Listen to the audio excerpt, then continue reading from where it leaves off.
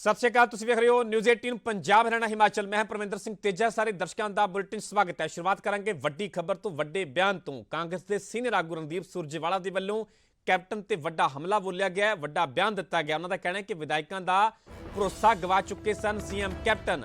78 विधायकों ने लिख के दिता सीगा कि सीएम बदलो। सीएम बदलने का फैसला सोनिया गांधी का सी। उन्होंने भी कहा कि सीएम बदलने का फैसला सोनिया गांधी का सी, पर 78 विधायकों ने लिख के यह मंग की सी कि सीएम बदलिया जाए। सीएम नाम बदल दे तां तानाशाह होने का इल्जाम लगाउंदे दलित बेटे नूं अगे आउण दा मौका दिता गया। सुरजेवाला ने भी कहा कि दलित बेटे नूं अगे आउण दा मौका दिता गया। पंजाब के घटनाक्रम नूं लैके जिवें कि पार्टी के कई सीनियर आगू ही अपनी ही हाईकमान से अपनी पार्टी के सवाल खड़े कर रहे, चाहे कपिल सिब्बल की गल हो, चाहे नटवर सिंह की गल हो, इस दे विचार रणदीप सुरजेवाला पार्टी के बचाव के लिए अगे आए हैं। उन्होंने साफ तौर पर कहना है कि सीएम कैप्टन विधायकों का भरोसा गवा चुके सन। 78 विधायकों ने लिख के दिता सीगा कि सीएम बदलिया जाए।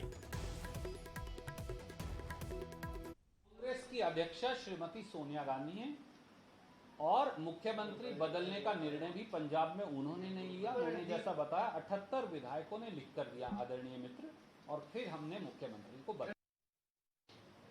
जब कोई मुख्यमंत्री अपने सारे विधायकों का विश्वास खो दे तो उन्हें स्वयं भी नहीं रहना चाहिए। 78 विधायकों ने 79 में से लिखकर दिया कि वो मुख्यमंत्री का बदलाव चाहते हैं। अगर हम मुख्यमंत्री ना बदलते तो आप ये इल्जाम लगाते आप डिक्टेटर हो। 78 विधायक एक तरफ हैं, एक अकेला मुख्यमंत्री एक तरफ है, तो आप उनकी बात नहीं सुनते। और पहली बार पंजाब में किसी दलित मुख्यमंत्री को, एक नौजवान दलित बेटे को मौका मिला। एक नया इतिहास रचकर हमने दिखाया। भाजपा के पास कोएलिशन पार्टनर्स मिलाकर, अगर मुझे सही ख्याल है, तो 15 प्रांत हैं। क्या कोई दलित मुख्यमंत्री है? उधर अस्तीफे ते रेड़के के विचाले नवजोत सिंह सिद्धू का एक और वड्डा बयान सामने आया। सिद्धू का कहना है कि मेरे कोल अहुदा होवे जां ना, मैं राहुल ते प्रियंका दे नाल हां, गांधी ते शास्त्री जी के सिद्धांतां ते चलांगा। नकारात्मक ताकतां मैनूं हराउण की कोशिश करनी है, पर मेरी पॉजिटिव एनर्जी का एक एक कतरा पंजाब नूं जितावेगा। यह ट्वीट किया गया नवजोत सिंह सिद्धू के वलों। तो अपने आप के ट्वीट के बहुत सारे मायने भी कढ़े जा रहे हैं। हाईकमान का जरूर जिक्र किया है, राहुल गांधी का, प्रियंका गांधी का जिक्र किया है, पर गल पंजाब की लीडरशिप की की जाए, मुख्यमंत्री चरणजीत चन्नी की गल की जाए, तो उन्हों का जिक्र इस ट्वीट के किते भी नज़र नहीं आ रहा। तो अपने आप इस ट्वीट के मायने बहुत सारे कढ़े जा सकते हैं। जेकर पूरे ट्वीट की गल की जाए तो नवजोत सिंह सिद्धू ने ट्वीट के लिखा है कि गांधी जी और शास्त्री जी के सिद्धांतों से चलांगा, भावें मेरे कोल कोई अहुदा होवे जां ना होवे, मैं राहुल गांधी और प्रियंका गांधी के नाल खड़ा हाँ। नकारात्मक ताकतां मैनूं हराउण की कोशिश करनगियां, पर मैं हमेशा सकारात्मक रवैये के नाल पंजाब, पंजाबीयत और पंजाबियों की जित के लिए काम करांगा। ये ट्वीट किया गया नवजोत सिंह सिद्धू के वलों। सो पहला जिथे कि नवजोत सिंह सिद्धू के अस्तीफे को लैके सस्पेंस बरकरार है, रेड़का बरकरार है, तो इस दे विचाले जो अजिहा ट्वीट आवे नकारात्मक ताकतां की गल करन, राहुल गांधी प्रियंका गांधी का जिक्र किया जाए, मुख्यमंत्री चरणजीत चन्नी का जिक्र ना किया जाए, तो मायने इस दे विचाले, इस कलेश के विचाले बहुत सारे इस ट्वीट के कढ़े जा सकते हैं।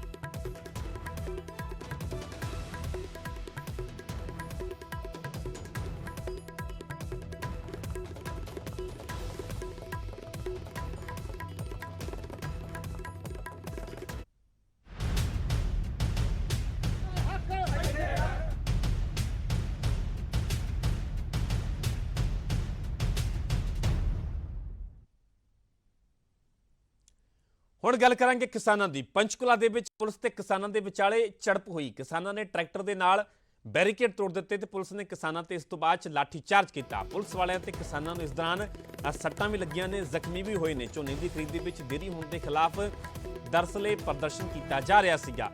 पंजाब की गल की जाए, हरियाणा की गल की जाए, वक्-वक् जगहों पर अज किसानों के वलों प्रदर्शन किए गए, जिवें कि झोने की सरकारी खरीद की जी देरी की जा रही है। जिवें कि पहला 1 अक्तूबर तो सरकारी खरीद शुरू होनी थी, हुण 11 अक्तूबर तो होगी।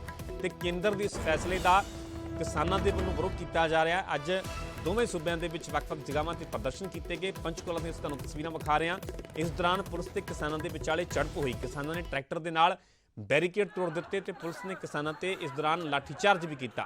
पुलिस वालियां ते किसानों नूं इस दौरान सट्टां लगियां ने। झोने की खरीदी में देरी होने के खिलाफ किसानों के वलों यह प्रदर्शन किया गया।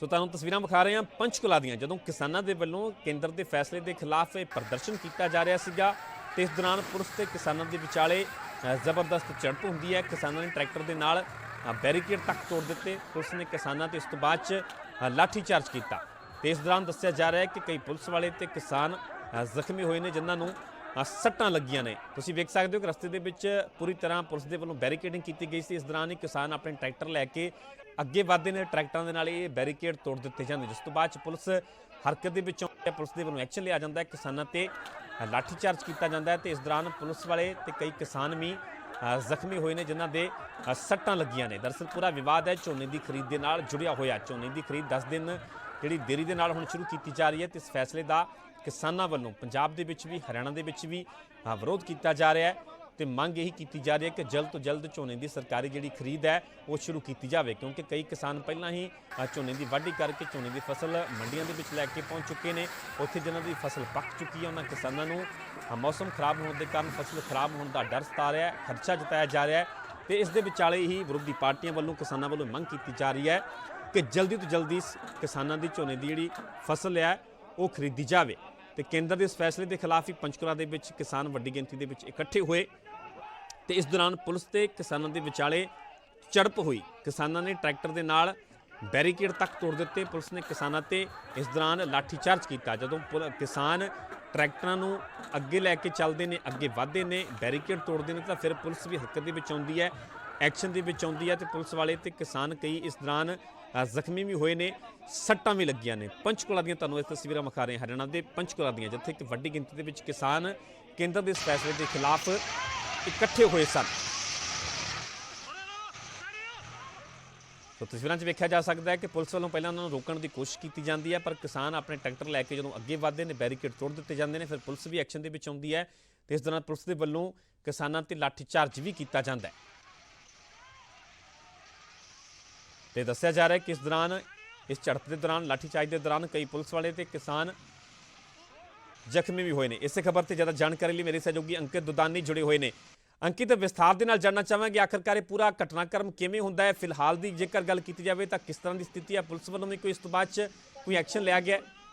बिल्कुल परमिंदर, जिस तरह से आज का जो ऐलान किया गया था गुरनाम सिंह चडूनी की ओर से कि अगर 1 तारीख तक धान की खरीद शुरू नहीं हुई तो 2 तारीख को सारे मंत्रियों का, विधायकों का, सांसदों का घेराव किया जाएगा। और उसी क्रम के अंदर जो किसान इकट्ठे हुए पहले टोल के ऊपर, और वो ज्ञानचंद गुप्ता जो कि पंचकुला के विधायक हैं, स्पीकर हैं, उनके घर का घेराव करने के लिए वहां से रवाना हुए। और जब वो चलने लगे तो थोड़ा थोड़ा करके इकट्ठा हुए और फिर उन्होंने ट्रैक्टर जो है वो उससे बैरिकेडिंग तोड़ी और कहीं ना कहीं पुलिस के ऊपर भी ट्रैक्टर चढ़ने की कोशिश हुई। तो उसके बाद पुलिस की ओर से लाठीचार्ज किया गया, हल्का लाठीचार्ज किया गया और लाठीचार्ज करने के बाद उनको तितर बितर किया गया। और तितर बितर होने के बाद और उनको कुछ को हिरासत में ले लिया गया। लेकिन अभी थोड़ी देर पहले तक कुछ किसान आकर के पंचकुला का जो सेक्टर 2 में बीजेपी ऑफिस है उसके बाहर धरने पर बैठ गए थे और अभी वहां के पर जो किसान बैठे थे धरने पर उनको भी हिरासत में ले लिया गया है।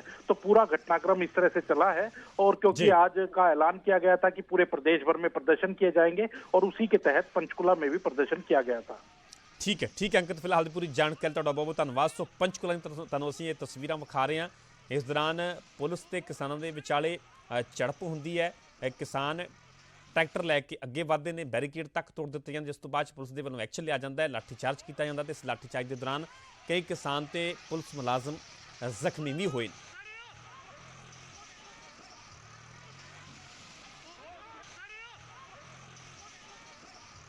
ਸੋ ਝੋਨੇ ਦੀ ਖਰੀਦ ਦੇ ਵਿੱਚ ਦੇਰੀ ਨੂੰ ਲੈ ਕੇ ਕਿਸਾਨ ਸੜਕਾਂ ਤੇ ਨੇ। ਹਰਿਆਣਾ ਦੇ ਵਿੱਚ ਕਿਸਾਨਾਂ ਨੇ ਬੀਜੇਪੀ ਦੇ ਜੇਜੇਪੀ ਵਿਧਾਇਕਾਂ ਦੇ ਘਰਾਂ ਦੇ ਅੱਗੇ ਪ੍ਰਦਰਸ਼ਨ ਕੀਤਾ। ਕਈ ਥਾਵਾਂ ਤੇ ਪੁਲਿਸ ਤੇ ਕਿਸਾਨਾਂ ਦੇ ਵਿਚਾਲੇ ਹਲਕੀ ਝੜਪ ਵੀ ਵੇਖਣ ਨੂੰ ਮਿਲੀ। ਕਰਨਾਲ ਦੇ ਵਿੱਚ ਕਿਸਾਨਾਂ ਨੇ ਸੀਐਮ ਖੱਟਰ ਦੇ ਘਰ ਦੇ ਅੱਗੇ ਟੈਂਟ ਲਗਾ ਦਿੱਤਾ।